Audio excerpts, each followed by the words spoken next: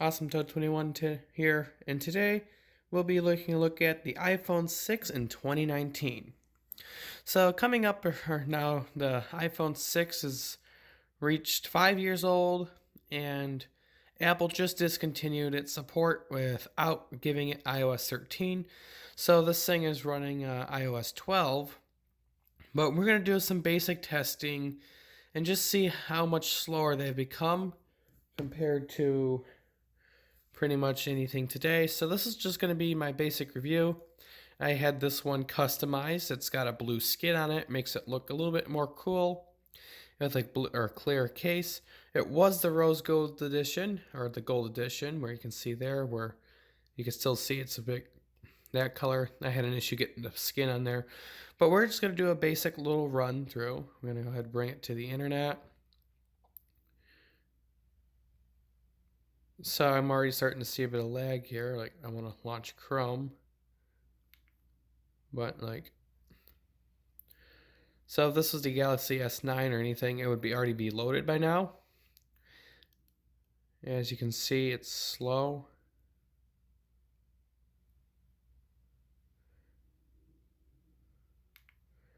So looking at this, like, looks like I typed in some random stuff. Like this thing has the iPhone. This thing has the iPhone 6 screen disease, or what they call it, when the screen will literally just do random stuff. Like I don't want to call that number. Like, see what I'm saying? Like this is a problem with a lot of the sixes. Like they had this screen problem because their design was too thin and it easily bent. The 6S improved that, but looking at like speed, it's much slower. Like it still has all the app support you want, but it's gonna start losing its app support really soon. But like going to Google, I can do YouTube and just see how much slower it is. But going into, oh yeah, this is definitely, I don't like the Apple keyboard. You can clearly tell that I hit go. There we go.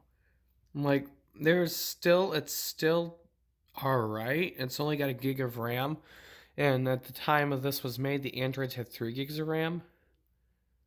So going like, it's still decent. You can get these up for like $100 or so, but the cheaper alternative phones you can still get with slightly better stuff for a little less than 100. You still get your gig of RAM. 16 gigs of storage is this one. You can find this for $100.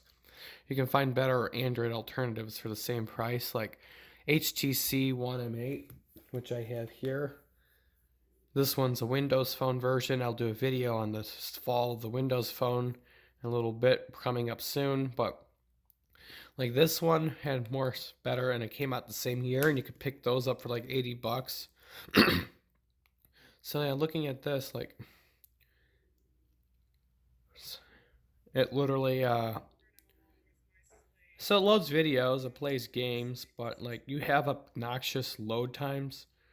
I will have to say, like I want to play, I think I have Pokemon, or I want to play something like, it does basic games. I haven't installed any like higher end games because it takes forever.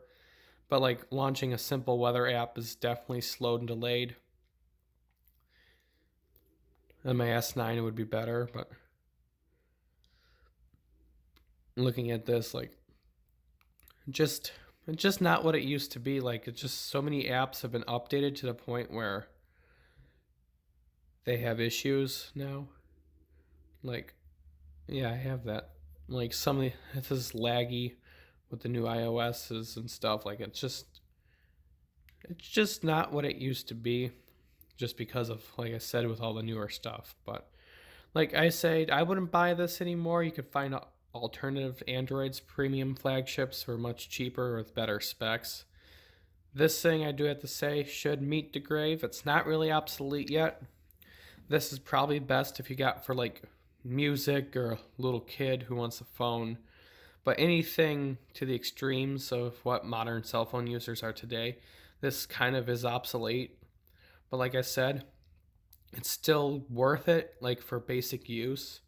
But keep in mind you don't have all the Apple security like you used to. This is Awesome Toad 21 here, uh, reviewing the iPhone 6 in 2019. Be sure to subscribe, check out my Instagram, and as always, have a nice day.